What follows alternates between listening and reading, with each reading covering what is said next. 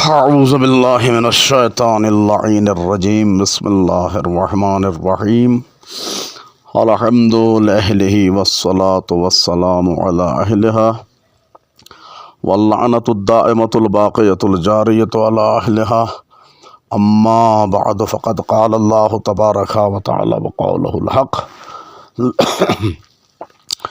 لعنۃ اللہ علی الکاذبین ان المنافقین فی الدرک الاسفل من النار۔ سامعین و ناظرین و حاضرین کرام، آج کی چند لمحاتی لیکن اہم ترین گفتگو میں جیسا کہ ہم نے سرنامہ سخن اور موضوع کلام کے اعتبار سے قرآن کریم کی 2 آیات کریمہ کو حاضر خدمت کیا، ان دونوں آیتوں کی روشنی میں برادران اہل سنت کا کاذب ہونا اور کاذب ہوتے ہوئے ملعون ہونا، اور منافق ہونا اور منافق ہوتے ہوئے درک اسفل یعنی جہنم کے سب سے نچلے طبقے کا مستحق ہونا ثابت کریں گے انشاءاللہ المستعان۔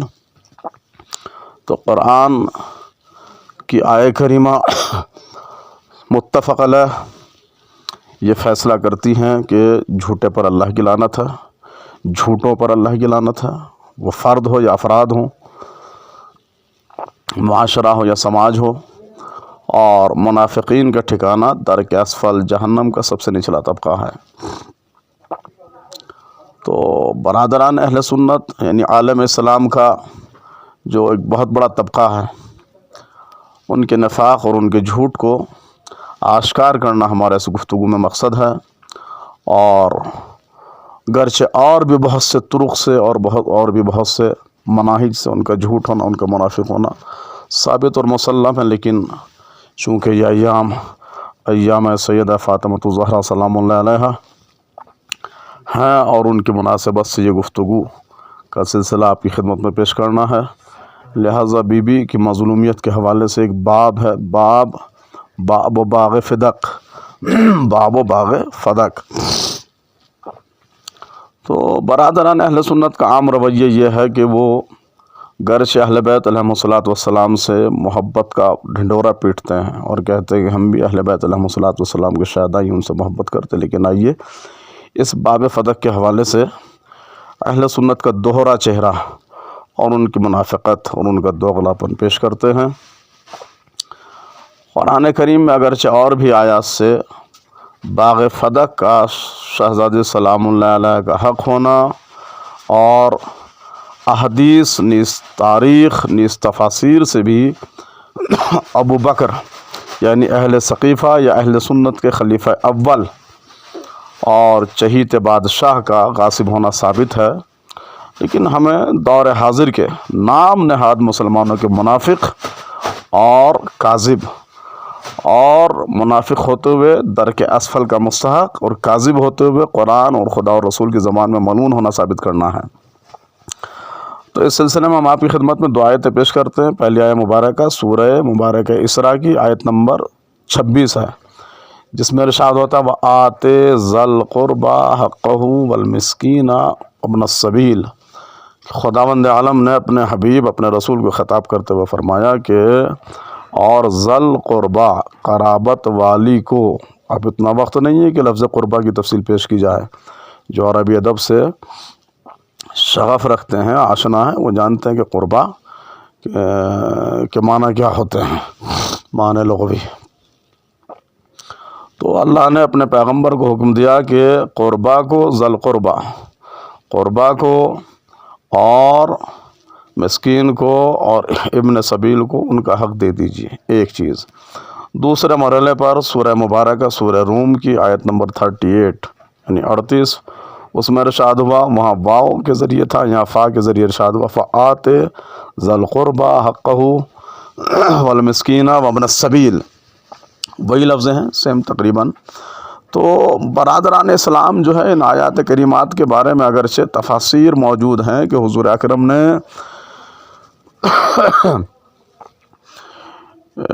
آیت کریمہ کے نزول کے وقت ہر 2 میں سے کسی ایک کے نزول کے وقت جو ہے وہ باغ فدق شہزادی سلام اللہ علیہ کو دے دیا تھا۔ راویوں نے باقاعدہ مفسرین نے اپنی بڑی کتابوں میں اس بات کی صراحت کی ہے. ایک چیز. دوسرے، اگر ہم قاعدہ عقلی بھی جاری کریں تو برادران اسلام بڑے چیخ کے کہتے ہیں کہ ہاں رسول اسلام رحمۃ للعالمین تھے، بے شک وہ دوسروں کے حقوق میں ادائیگی میں کوئی کمی نہیں کرتے تھے. یعنی ایک ابن سبیل ہے ان دونوں آیتوں میں اور ایک ہے مسکین. تو رسول اسلام کا ابن سبیل اور مسکین کو اس کا حق دینا تو برادران اہل سنت فوراً مان لیتے ہیں، لیکن ان کی مکاری اور ان کا نفاق یہ دیکھیے کہ جب شہزادی سلام اللہ علیہ کی بات آتی تو طرح طرح کی تعویلیں پیش کرتے ہیں اور دفاع میں بڑی عجیب باتیں لے کے آتے ہیں. اور ان کی اندھی تقلید اور اندھی عقیدت کا یہ عالم ہے کہ اپنے خلیفہ دوم کو معاذ اللہ رسول السلام کے مقابلے میں صحیح ثابت کرتے ہیں اور رسول السلام کو غلط ثابت کرتے ہیں. مثلاً صلح حدیبیہ میں غیرت کا حوالہ دیتے ہیں، اور مثلاً واقع کرتاس میں محبت اور شفقت کا حوالہ دیتے ہیں. محبت میں رسول السلام سے محبت تھی اس لیے وہ انکار کر دیا کہ قلم دوات کی ضرورت نہیں ہے. صلح حدیبیہ میں جو وہ غیرت آ رہی تھی، ارے یہی غیرت اور محبت جو جب جنگوں میں رسول السلام مشرکین کے درمیان میں رہتے تھے کہاں چلی جاتی تھی؟ جب تو نہ غیرت رہتی تھی نہ محبت رہتی تھی.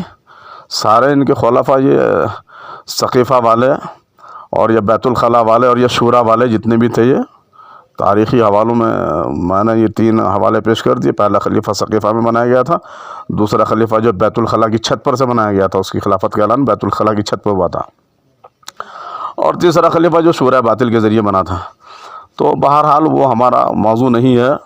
تو برادران اہل سنت اپنے خلفاء کی اندھی عقیدت میں خود رسول اسلام کو جب وہ غلط ثابت کرنے کی کوشش میں رہتے ہیں، جو ما ينطق عن الهوى ان هو الا وحی یوحی کا مصداق تھا، جو معصوم تھا، جو خاتم الانبیاء تھا اور سید المعصومین تھا.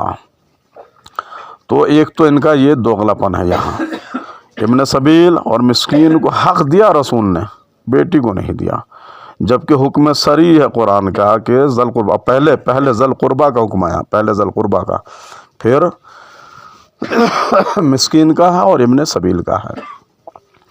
تو ایک تو ان کا یہ مکارانہ دوہرا چہرہ، اس سے یہ کیا جھوٹے ثابت ہوتے ہیں کہ مسکین کو دے دیا رسول السلام نے، ابن سبیل کو دے دیا اور اپنی بیٹی کو نہیں دیا.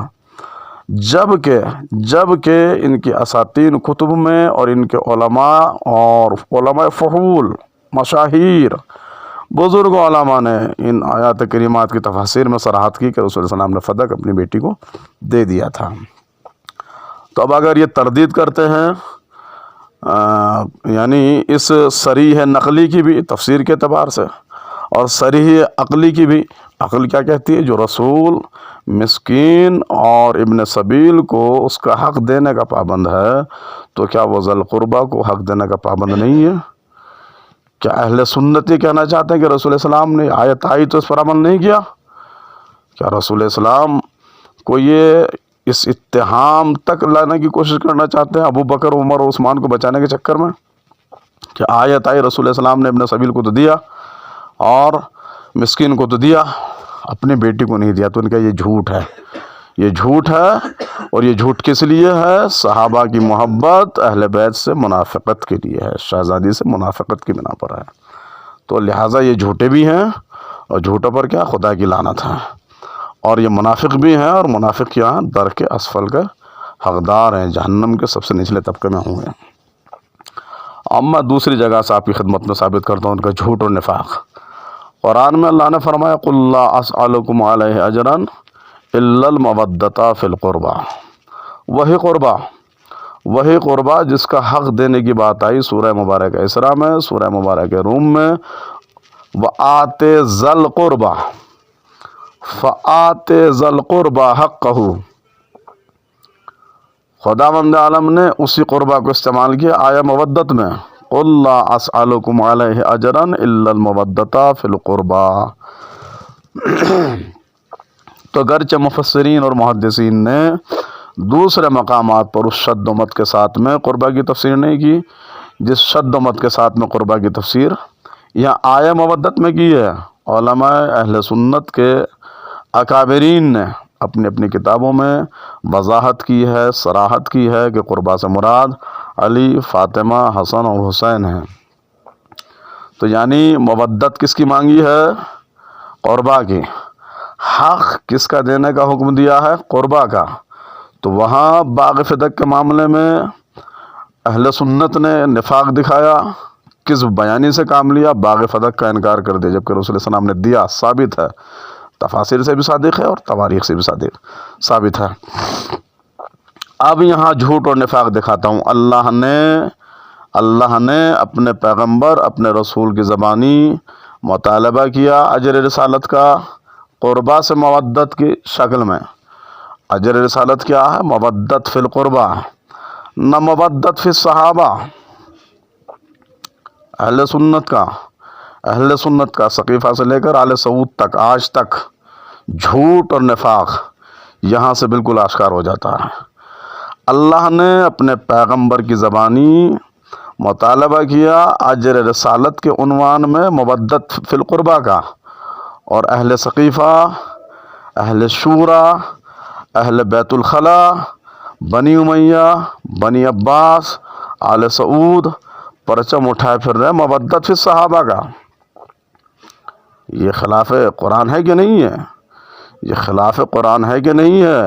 اب قاعدے کو آپ جو ہے وہ انطباق دیجئے، جاری کر لیجئے سامعین اور ناظرین محترم۔ وہاں نفاق اور جھوٹ فدق کا انکار کر کے ہے، یہاں نفاق اور جھوٹ مودت کا انکار کر کے ہے۔ یعنی اہل سنت کا مقدر ہی نفاق بھی ہے اور جھوٹ بھی ہے، ان کا مقدر ہی لعنت بھی ہے اور جہنم بھی ہے، ان کی وسعت ہے ہی نہیں اس کے علاوہ۔ وہاں فدق کا انکار کر کے کاذب ہوئے، لعنتی ہوئے، منافق ہوئے، جہنمی ہوئے، اور یہاں مودت فی القربہ کو چھوڑ کے مودت فی الصحابہ کا جھنڈا اٹھا کے لعنتی بھی ہوئے اور جہنمی بھی ہوئے۔ تو یہ ان کا عالم ہے برادران اہل سنت کا۔ جیسے یہ مودت نہیں دے سکتے قربا کو، تو یہ فدق کیسے دلا سکتے ہیں؟ یا ان کے بزرگوں نے فدق نہیں دیا قربا کو، تو یہ مودت کیسے کر سکتے ہیں قربا کے ساتھ میں؟ فقط والسلام وآخر دعوانا ان الحمد للہ رب العالمین۔ فاعتبروا یا اولی الابصار۔